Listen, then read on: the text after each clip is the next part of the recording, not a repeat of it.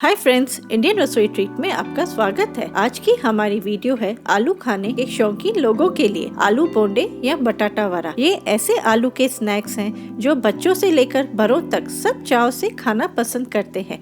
सबसे पहले हम मसाला तैयार करेंगे। एक बड़ा चम्मच सरसों का तेल गरम करें, एक छोटा चम्मच राई और एक छोटा चम्मच जीरा डालें। 2-3 सेकंड्स के बाद इसमें आधी छोटी चम्मच हींग और थोड़ी कड़ी पत्ती डालें और इन्हें चटकने दें।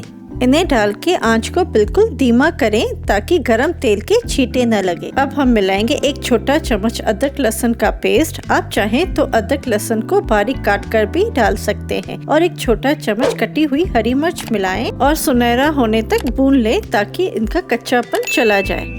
1-2 मिनट भूनने के बाद आप देख सकते हैं मसाला सिक चुका है। अब इसमें हम 2 बारीक कटे हुए प्याज मिलाएंगे और प्याज को गुलाबी होने तक भूनेंगे। अगर आप लहसुन और प्याज नहीं खाते तो उसके बगैर भी आप ये बोंडे बना सकते हैं।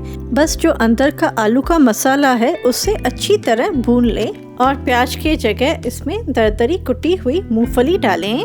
प्याज गुलाबी हो चुका है। अब हम इसमें उबले हुए आलू के पीसेस करके डालेंगे। यहाँ पर मैंने 4 बड़े आलू को बॉईल करके उसके छोटे छोटे पीसेस कट किए हैं।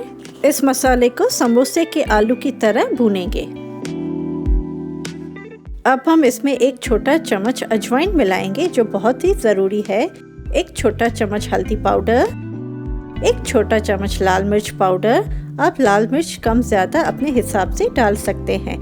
एक छोटा चम्मच धनिया पाउडर, एक छोटा चम्मच नमक। इन सबको अच्छे से मिला लें और धीमी आंच पर 5 मिनट के लिए भून लें। 1-2 मिनट भूनने के बाद पोटैटोस को स्पैटुला की मदद से थोड़ा मैश करते जाएं। इससे सब मसाले के फ्लेवर्स आलू में अंदर तक जाएंगे। इस तरीके से करेंगे तो आलू पैन में चिपकेंगे नहीं। पहले ही मैश करके आलू मिलाने से वह अच्छी तरह नहीं सिक पाता, इसीलिए थोड़ा भूनने के बाद इसे मैश करें। आलू का मसाला भुन चुका है। अब इसमें ताज़ा कटा हुआ पुदीना मिलाएं। आप चाहे तो धनिया भी मिला सकते हैं। अब इसे ठंडा करने के लिए रखें। तब तक हम बेसन का बैटर तैयार करेंगे। उसके लिए 200 ग्राम बेसन लीजिए। उसमें आधा छोटा चम्मच लाल मिर्च पाउडर मिलाएं, एक छोटा चम्मच नमक मिलाएं, आधा छोटा चम्मच हींग पाउडर और आधा छोटा चम्मच अजवाइन। ये जरूर मिलाएं। इनसे बेसन खाने से पेट में गैस नहीं होगा। और एक छोटा चम्मच अदरक लहसुन का पेस्ट डालें। अब इसमें थोड़ा थोड़ा पानी मिलाएं और गाढ़ा बैटर तैयार करें। आप स्पून या विस्कर की हेल्प से ये बैटर बना सकते हैं। बस सिर्फ ये ध्यान दें कि इसमें लम्प्स नहीं हो। बैटर की कंसिस्टेंसी इस प्रकार होनी चाहिए, न ज्यादा नरम न ज्यादा गाढ़ा।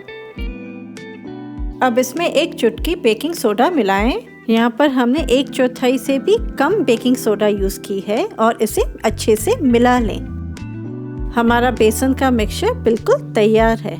अब आलू भी पूरी तरह से ठंडा हो चुका है। एक बार इसे अच्छी तरह घुमा लें। अब इस मिक्सचर के छोटे छोटे बॉल्स बना के रखें। अगर आप किशमिश और काजू खाने के शौकीन हैं तो आलू के मिक्सचर में आप काजू और किशमिश भी मिला सकते हैं। आप चाहें तो मिक्सचर से बड़े बड़े बॉल्स भी बना सकते हैं, लेकिन खाने में छोटे बॉल्स ज्यादा स्वादिष्ट लगते हैं। आलू बोंडों को तैयार करने में 15-20 मिनट से ज्यादा नहीं लगते और इन्हें बनाने के लिए ज्यादा चीजों की आवश्यकता भी नहीं होती। अब आलू मिक्सचर के बॉल को बैटर में अच्छी तरह लपेटें और गरम किए तेल में फ्राई करें।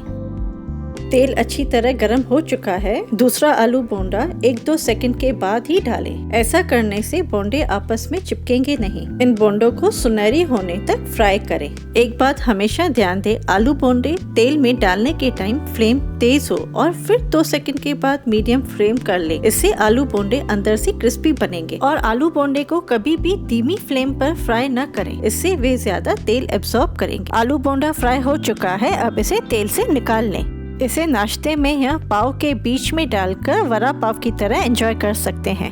अगर आपको वीडियो पसंद आया हो तो लाइक कीजिए और कोई भी सुझाव हो तो कमेंट बॉक्स में लिखिए। आपके सुझाव हमारे लिए महत्वपूर्ण है। Thank you.